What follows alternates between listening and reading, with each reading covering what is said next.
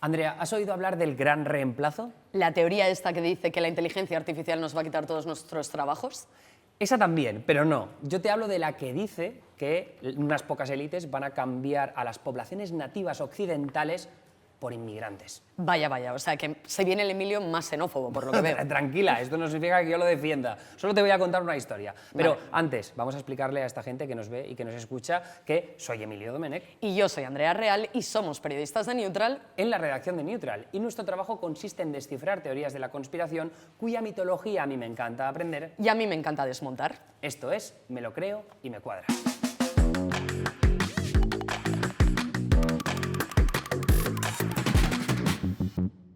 A ver, Andrea, la verdad es que me niego a pensar que con tantos problemas en el mundo, empezando por la inteligencia artificial, la gente se esté creyendo que haya un complot global que flipas para sustituir poblaciones enteras. Pero así estamos. Vale, pero a ver, ¿esta teoría de dónde viene realmente, Emilio? Tengo un montón de papeleo al respecto. Datos de migración, tasas de natalidad, políticas concretas que se están implantando en Europa o en Estados Unidos y otros países. Todo, supuestamente, según dicen estos teóricos, ¿no?, estos defensores de la teoría del gran reemplazo, es parte de una conspiración que flipas. Y las otras teorías que hemos comentado en este programa no daban tanto miedo, pero esta sí. Ah, que me estás diciendo entonces que el Titanic no era serio. A ver, la teoría del cambiazo molaba que te cagas, pero miedo tampoco daba. Venga, Emilio, vamos a ponernos serios y vamos al meollo del asunto. Vale, Andrea, la teoría del gran reemplazo nace por un escritor francés que se llama Renaud Camus. Y lo que él defiende en un libro que escribió es que hay un plan para sustituir a las poblaciones nativas europeas por gente de otras culturas y otras religiones, especialmente musulmanes. Vale, y entiendo entonces que los promotores de estas teorías defienden que existe una especie de élite global que pretende controlar todo esto. Exacto. Lo que dicen es que estas élites están intentando debilitar la identidad y la cohesión social de estos países occidentales para luego controlarlos más fácilmente. Pero ojo que esto viene de lejos. No me fastidies, ¿desde hace cuánto? Por ejemplo, en 1892, Charles Pearson, que era un escritor y político británico, ya hablaba de cómo los blancos estaban siendo empujados y desplazados de sus países por poblaciones extranjeras. Vale, ¿y esto tuvo algún tipo de consecuencia o se quedó ahí? Claro, esto lo que hacía era generar una ansiedad de esta posible extinción blanca que no se ha producido, evidentemente, ¿no?, porque estamos ahora y no se ha producido esta extinción, pero sí que provocó que se implantaran una serie de medidas muy restrictivas de la política migratoria, tanto en Estados Unidos como en Europa, a finales del siglo XIX y primeros del XX. ¿Y tenemos algún ejemplo más actual? Sí, de hecho es algo que se ha seguido sucediendo a lo largo del siglo XX. Había un periodista francés también, ¿Pero qué te pasa con el francés, Emilio? Edouard Drumont, que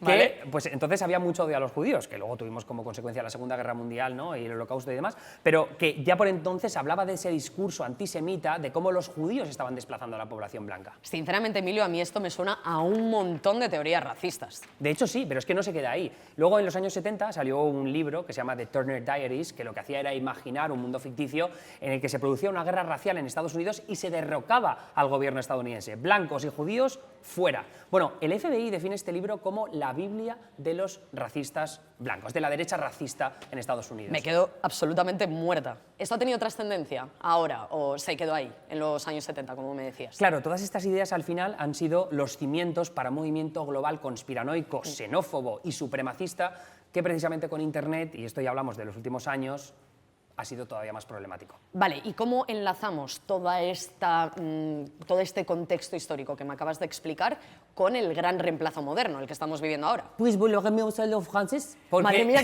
¿qué está pasando con los franceses? Y lo peor es que me hablas con este acento horrible y es aún peor. Bueno, pues Camus, ¿no?, el francés este, Vale. escribió un libro en 2011 que se llama Le Grand Remplacement. Traduce, por favor. Básicamente, el gran reemplazo. Vale. Y ahí es donde hablaba de esta sustitución de las poblaciones nativas europeas por pues, musulmanes, por ejemplo. Vale, pero ¿qué pruebas tienen, Emilio, para sustentar toda esta teoría? Porque está muy bien decir, aquí nos están sustituyendo, pero ¿dónde están las pruebas? Bueno, pues para empezar, los datos de inmigración. Tú miras las estadísticas de las últimas décadas en Europa y las tasas de inmigración han aumentado significativamente, ¿no? No solo eso, sino que también hay políticas migratorias que, según los defensores de la teoría del gran reemplazo, dicen, bueno, es que se están implantando para que vengan todavía más inmigrantes, ¿no? Por ejemplo, con las cuotas de refugiados. Pero eso tiene una explicación bastante simple, Emilio. La inmigración como tal responde a múltiples factores. Ya pueden ser, por ejemplo, conflictos bélicos, que se estén viviendo desastres naturales en el país de origen o incluso la búsqueda de condiciones económicas mejores. Y todas estas políticas migratorias de las que tú me hablas son en respuesta a todo ello, no es un complot orquestado por élites globales. Ya, pero también hablan de ese cambio demográfico que se está produciendo por la natalidad, ¿no? Lo que dicen los defensores del gran reemplazo, que tú ves las estadísticas de los blancos y claro, las tasas de natalidad están cayendo. Sin embargo, entre los inmigrantes están disparadas.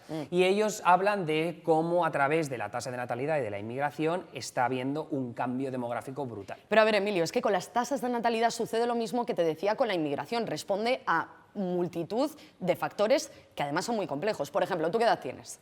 Yo, 33, la edad de Cristo, ya te lo dije. LOL, vale, bueno, ¿y tienes hijos?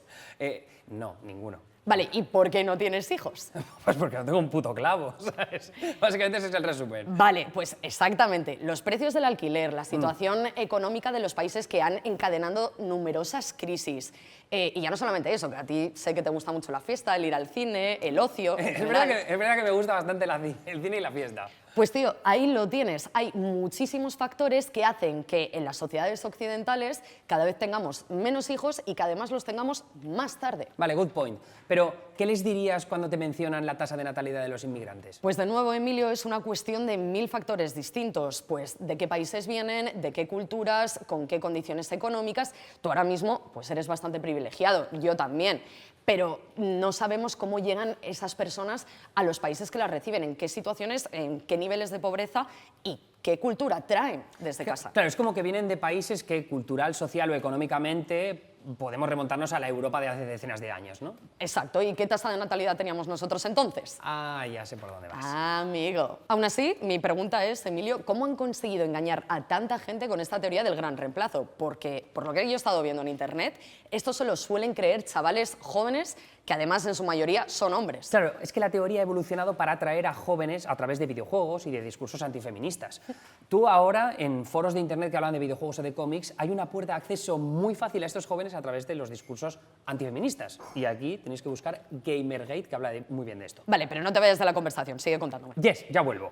Es a través de esas ideas que poco a poco se introducen los preceptos del gran reemplazo. Y aquí es cuando ya los chavales empiezan a creer en que las mujeres pues, no deberían trabajar y no deberían votar porque necesitan estar criando hijos. Por cierto, Andrea, a ver si nos embarazamos antes, ¿eh? No, Emilio, pequeño Emilio, no. Por ahí sí que no te dejo pasar.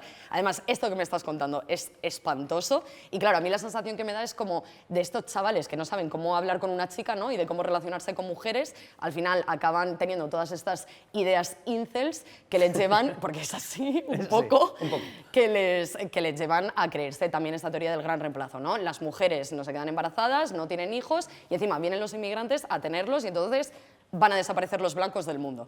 La culpa siempre la tenéis las mujeres.